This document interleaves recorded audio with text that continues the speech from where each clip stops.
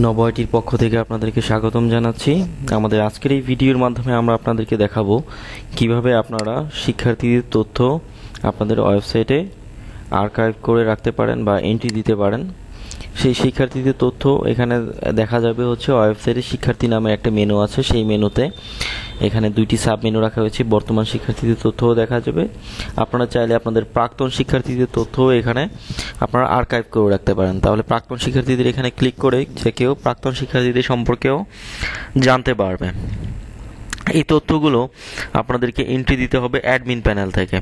Admin প্যানেলে গিয়ে আপনারা এখান থেকে তারপর এন্ট্রি দিতে পারেন। এখানে অ্যাডমিন প্যানেলে শিক্ষার্থী সমূহ নামে একটি মেনু রাখা হয়েছে। সেই শিক্ষার্থী সমূহের মেনুর মধ্যে আপনার 4টি সাব মেনু রাখা হয়েছে: শিক্ষার্থীদের তালিকা, প্রাক্তন শিক্ষার্থীদের তালিকা, চেঞ্জ ক্লাস এবং টু আর্কাইভ হিসেবে রাখা হয়েছে। এখানে আপনারা শিক্ষার্থীদের তথ্য যুক্ত করতে গেলে এখানে নতুন শিক্ষার্থী যুক্তকরণ নামে একটি অপশন আছে, সেখানে ক্লিক করতে হবে। ক্লিক করলে আপনারা শিক্ষার্থীদের নাম সহ সব তথ্য এখানে দিতে পারেন।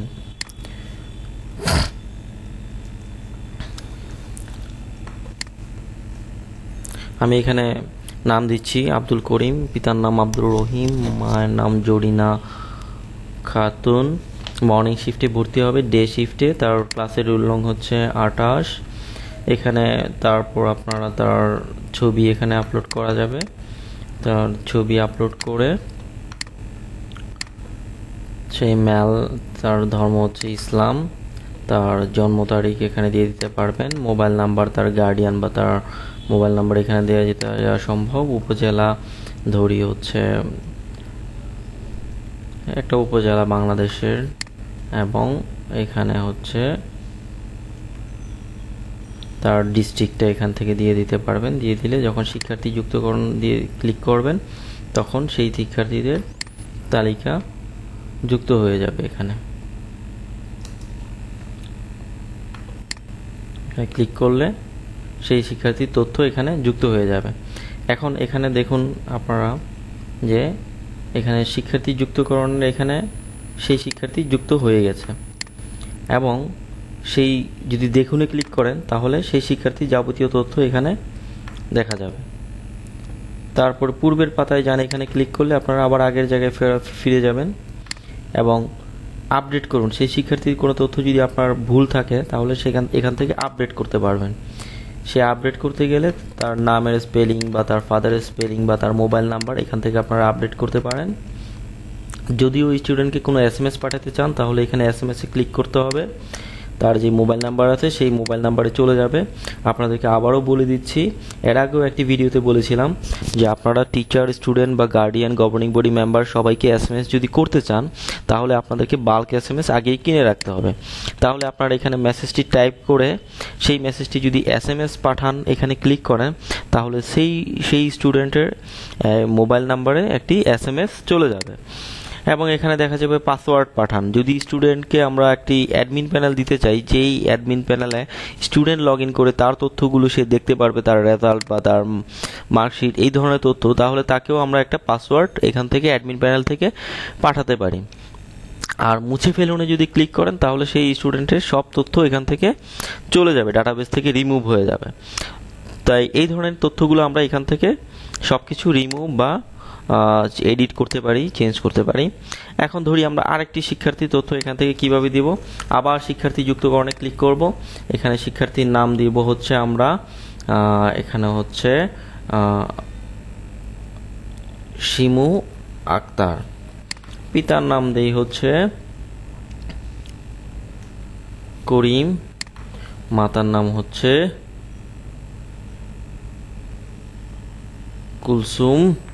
সে ভর্তি হচ্ছে মর্নিং শিফটে, সে ভর্তি হবে 8A ক্লাস, সেকশন হচ্ছে খ, বাংলা মিডিয়াম, ক্লাসরুম হচ্ছে 34। তারপরে এখানে তার আমরা ছবি আপলোড করব। তারপর আমরা এখানে এখন তার যাবতীয় তথ্য, ইসলাম, সে হচ্ছে ফিমেল, তার জন্ম তারিখ এখানে আমরা দিয়ে দেব।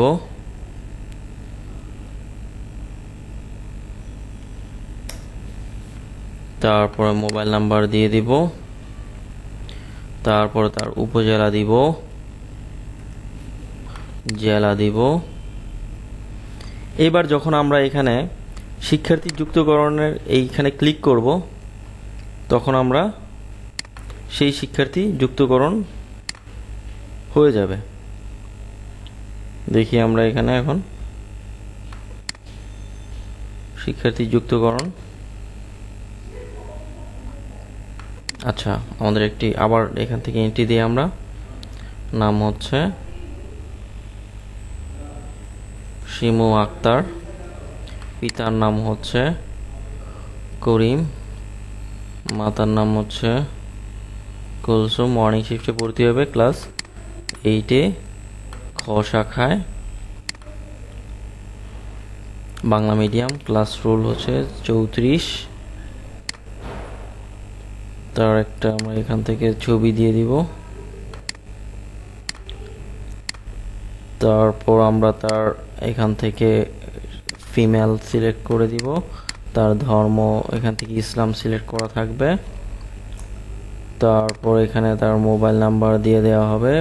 বার্থ ডেট দেওয়ার পরে এখানে আমরা একটা মোবাইল নাম্বার দিয়ে দেব।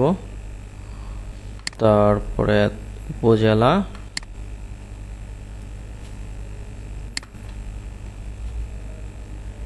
জেলা এবং শিক্ষার্থী যুক্তকরণে যখন ক্লিক করব,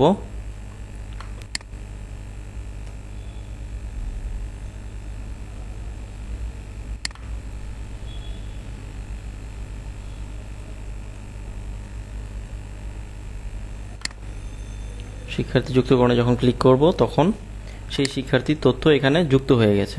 ঠিক একই রকমভাবে এই শিক্ষার্থীর তথ্য আমরা এখান থেকে দেখতে পারবো এবং তাকে আপডেট করতে চাইলে আপডেট করতে পারবো, SMS পাঠাতে পারবো, পাসওয়ার্ড পাঠাতে পারবো এবং তাকে ডিলিট করতে চাইলে এখান থেকে ডিলিট করে দেওয়া যাবে। তো এইভাবে আপনারা আপনাদের সমস্ত স্টুডেন্টের তথ্য এখানে সংরক্ষণ করতে পারেন, যা আপনাদের এখান থেকে আপনারা চাইলে মেইন ওয়েবসাইটেও দেখাতে পারেন, বা এখান থেকে আপনারা তাদেরকে কোনো মেসেজ বা তাদের তথ্য আপনারা সংরক্ষণ করতে পারেন। প্রাক্তন শিক্ষার্থীদের তালিকা আপনারা এখান থেকে দেখতে পাবেন এবং চাইলে সেই তথ্যগুলো আপনারা এখান থেকে প্রিন্ট করতে পারবেন। চেঞ্জ ক্লাস, যদি কোনো ষষ্ঠ শ্রেণীর ক্লাস যদি তারা সবাই 8-এ উঠে যায়, তখন আমরা তাকে চেঞ্জ ক্লাস করে দিব, তাহলে সব স্টুডেন্টের তথ্য অটোমেটিক ক্লাস 8 হয়ে যাবে।